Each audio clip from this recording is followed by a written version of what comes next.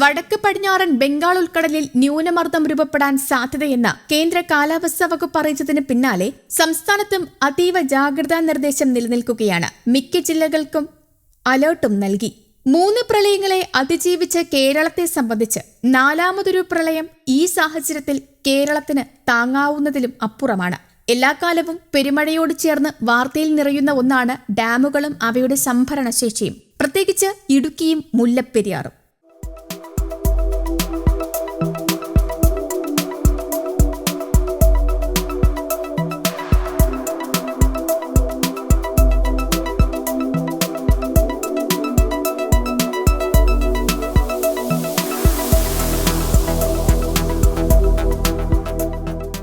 കേരളത്തിൽ കാലവർഷം കനത്തതോടെ ഇടുക്കി ഡാമിൽ ജലനിരപ്പ് ഉയരുകയാണ്. വെള്ളം 14 അടി കൂടി ഉയർന്നാൽ നിലവിലെ റൂൾ കർവ് അനുസരിച്ച് ഡാം തുറക്കേണ്ടി വരും. അണക്കെട്ട് തുറക്കേണ്ടി വന്നാലുള്ള സാഹചര്യം വിലയിരുത്താൻ KCB ഓൺലൈനായി യോഗവും ചേർന്നു. 2364.24 അടിയാണ് നിലവിൽ ഇടുക്കി ഡാമിലെ ജലനിരപ്പ്. കഴിഞ്ഞ വർഷം ഡാമിൽ ഈ സമയത്തുണ്ടായിരുന്നതിനേക്കാൾ 32 അടി വെള്ളം കൂടുതലാണ്. കേന്ദ്ര ജല കമ്മീഷന്റെ റൂൾ കർവ് അനുസരിച്ച് ജൂലൈ 31 വരെ ഡാമിന്റെ പരമാവധി സംഭരണശേഷി നിജപ്പെടുത്തിയിരിക്കുന്നത് 2378 അടിയാണ്. അതായത് 14 അടി വെള്ളം കൂടി ഉയർന്ന് ജലനിരപ്പ് ഈ പരിധി പിന്നിട്ടാൽ മുൻകരുതൽ എന്ന നിലയ്ക്ക് ഡാം തുറന്ന് അധിക ജലം ഒഴുക്കിക്കളയണം. കനത്ത വേനൽ മഴയ്ക്ക് പിന്നാലെ കാലവർഷം എത്തിയതാണ് ഡാമിലെ ജലനിരപ്പ് താഴാത്തതിന് പിന്നിൽ. മഴ കനത്തതോടെ കഴിഞ്ഞ 5 ദിവസത്തിനകം ഡാമിൽ 5 അടിയിലധികം വെള്ളം കൂടി. കോവിഡ് നിമിത്തം സംസ്ഥാനത്തെ വൈദ്യുതോപയോഗത്തിൽ കുറവ് വന്നതും പ്രതിസന്ധിയെ രൂക്ഷമാക്കുന്നുണ്ട്.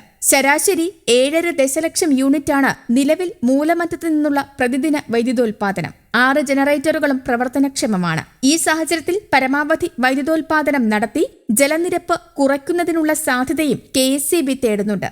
ഇതുകൊണ്ടും മാറ്റമുണ്ടായില്ലെങ്കിൽ ഡാം തുറക്കേണ്ടി വന്നാലുള്ള സാഹചര്യം വിലയിരുത്താനാണ് KCB ഓൺലൈനായി യോഗം ചേർന്നത്. ആശങ്കപ്പെടേണ്ട സാഹചര്യമില്ലെന്നും സ്ഥിതിഗതികൾ കൃത്യമായി നിരീക്ഷിക്കുന്നുണ്ടെന്നും KCB അറിയിച്ചു. ബംഗാൾ ഉൾക്കടലിൽ ന്യൂനമർദ്ദം രൂപപ്പെടുന്ന സാഹചര്യത്തിൽ കേരളത്തിൽ കനത്ത മഴയ്ക്ക് മുന്നറിയിപ്പ് നിലനിൽക്കുകയാണ്. തിരുവനന്തപുരം, കൊല്ലം, പാലക്കാട് ഒഴികെയുള്ള 11 ജില്ലകളിലാണ് യെല്ലോ അലർട്ട് പ്രഖ്യാപിച്ചിരിക്കുന്നത്. വെള്ളിയാഴ്ച പാലക്കാട് ഒഴികെയുള്ള 13 ജില്ലകളിൽ മഴ മുന്നറിയിപ്പുണ്ട്. ഇടുക്കിയിൽ വെള്ളിയാഴ്ച ഓറഞ്ച് അലർട്ടും പ്രഖ്യാപിച്ചു. ശക്തമായ കാറ്റിനും ഇടിമിന്നലോട് കൂടിയ മഴയ്ക്കുമാണ് സാധ്യത.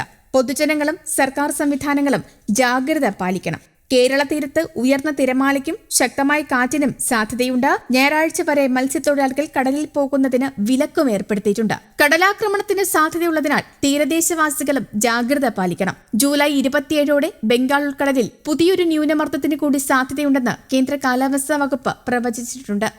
News desk, Keralakaumudi.